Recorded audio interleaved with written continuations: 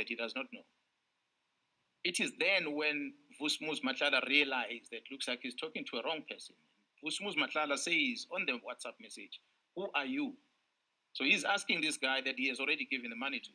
Says, "Who are you?" And this person explained, "No, I'm so and so."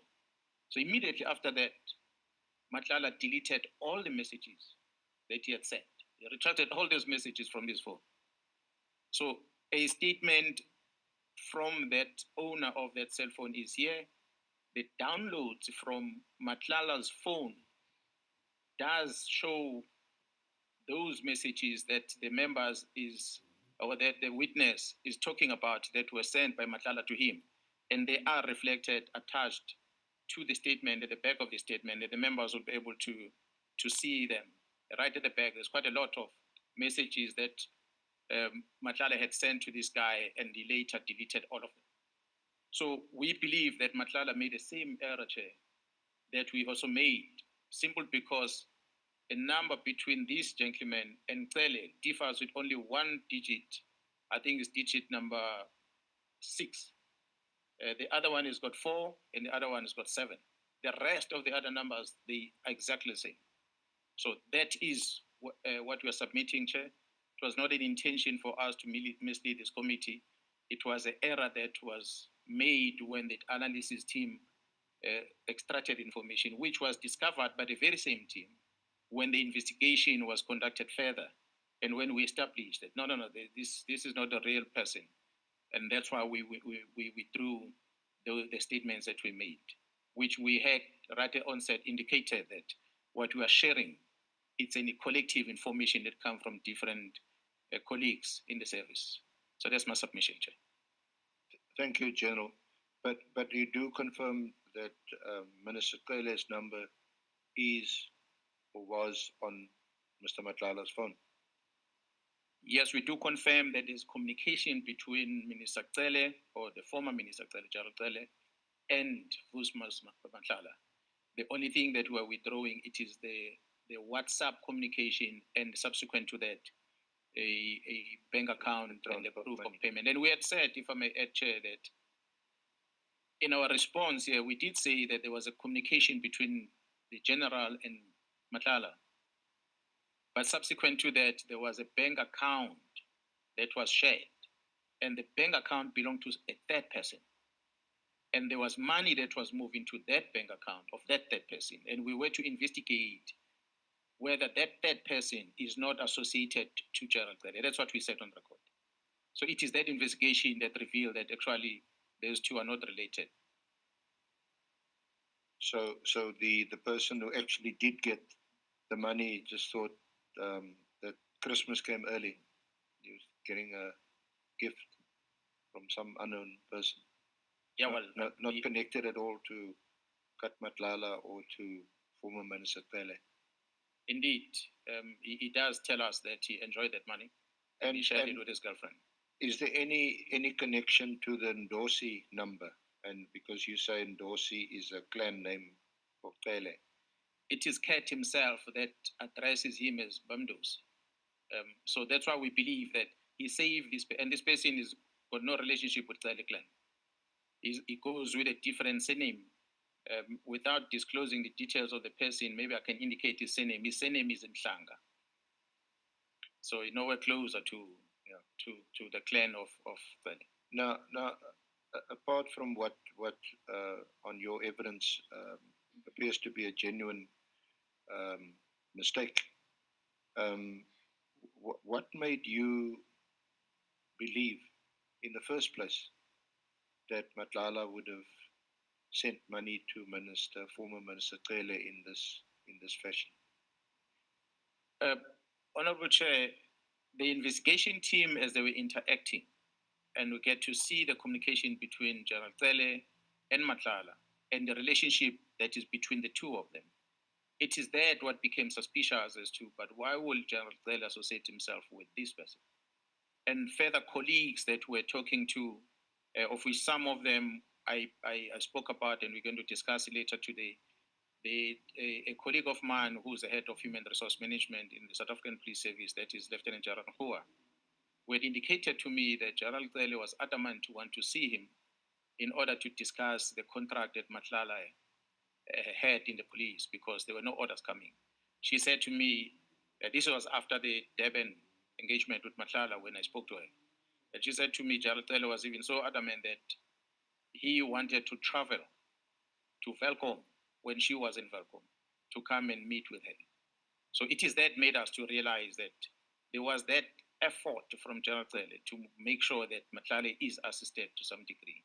And of course, the generals going to the accommodation of Matlala in Pretoria, which has already been presented here, that is known. So those are some of the things that made us to feel that there is something that is questionable in the relationship between the two of them. So when the analyst then starts seeing this conversation, and on the glance, she can come and demonstrate how the system dropped this information that appears to be the general credit at WhatsApp, the error occurred. We had no reason but to believe that there is something to be investigated between the two. And considering the fact that this contract, when it was awarded, we are not saying that there was any role that the general played, but when this contract of Matlala was awarded, Mkhwanazi was not in, when the process started, Mkhwanazi was not in the organization at the time. Cele was the executive authority at the time. So at least on the face of it, there appeared to be some connection, and so when you miss one digit on two numbers that look almost exactly the same, there's no reason to think that it was done maliciously or some ulterior motive. No, definitely there was no ill intention. Yeah. That's why we withdrew and made an apology upfront. Now the one person whose name does feature prominently in the WhatsApp exchanges between Mr. Matlala and Mr. Mkhwanazi is Minister Mkhunu. And Minister Mkhunu had handed up an affidavit that was deposed to by Mr. Matlala, where he says words to the effect that there's no relationship, no connection. I forget the exact wording now, but something to that effect. We'll find the affidavit and read it back to you. But words to that effect. Now, you had subsequently also been handed some information which indicates that that may not have been the case. The impression is created by the affidavit handed up by Minister Mkhunu that Matlala almost volunteered to give that information and deposed to an affidavit while he was at Vusimuzi. Now, you have made available to us, which I will ask that they flight a handwritten letter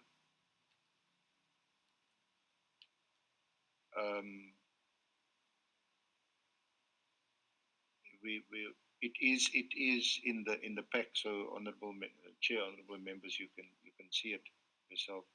It seems to be addressed to Nhlamulo, NHLUMULO hyphen FYI for your attention or for your information, and it's a handwritten letter. Perhaps first just explain how you got this letter into your possession, and whether you know who this person is who wrote the letter or allegedly wrote the letter. Have you verified the contents of this letter? Have you sought to authenticate the letter? Just give us some background to this letter before we go to the relevant parts, please. Thank you so much, Chair. Honorable Chair, a cousin of mine stays in Johannesburg, and she works in Johannesburg as well. She called me and told me that there is an information of someone in prison in Pretoria that wanted to see me and share information with me. But of course, I was in Devon and I could not just be in Pretoria. But I indicated to her that I'm going to be on my way to Pretoria. So if there's something that you want to share, I can meet up with you somewhere, collect whatever that you have collected and come and give it to me. And we made that arrangement. I traveled to Johannesburg and I met with her at, I think, Woodmead, if I'm not mistaken. And she gave me a handwritten document. And she gave me a bit of a background as to where does this handwritten document come from. So I took that and I was on my way to the Interpol conference in Morocco. I then thought I was going to be able to take time and read it and get to see whether what is written there can be of any assistance to anyone. So that's a background of how I got the letter. When I asked her how she received it herself, she said to me she got it from a gentleman who went to fetch this letter from prison, from a person who wrote it in prison. As you can see, the letter is not addressed to me. It's addressed to someone who I don't even know who the person is. I had to make an inquiry as to who is Ntlamulo. And my cousin had explained to me that Ntlamulo is a member of MK Party. I don't know if he's a spokesperson or what title does he have. But the person that wrote the letter is a friend or is a person who grew up with Ntlamulo. So he knows Ntlamulo very well. And as a result, that person was addressing this to Ntlamulo. And apparently the intention was to ask Ntlamulo to bring it to me. But it is said that Ntlamulo was not available. I think he was in Cape Town. And if I'm not mistaken, Ntlamulo would have sent his father to go and meet up with this person. And that's how the father collected this information. And that information was passed to my cousin, and that's how it got to me.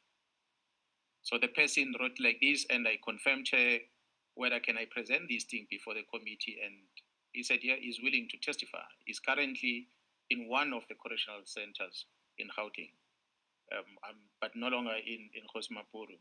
And he had even put his name right at the bottom, because I thought we could redact the name in order to protect him. And he said, no, he doesn't mind. He can tell it as is. So that's why we have it here before us. And this is a convicted prisoner. I'm not sure of his status, but what I read from here, he said he's been in that, I think, in custody for more than 3 years. So whether he's convicted or not, I've never awaiting trial for 3 years, a bit longer. There are a lot of people that can be waiting trials for many years in our facilities, like in the Senzo Moyewa. But so his name appears to be Jermaine Prim. It's right at the end of this letter, just above the digit 8, Jermaine Prim. Yeah, right at the end is written Jermaine Prim, and he signed it. Now, this letter is Jermaine Prim, the author of this letter. Is he writing this letter on the basis of information that he is now getting from Vusikat Matlala? What I was informed is that this person was in the same correctional facility with Kat Matlala, and he interacted with Kat Matlala throughout the whole process. And a matter of fact, what the information I have is that it was just the two of them in the cell. Now, you haven't verified this for yourself or through your investigating team or through any investigating team?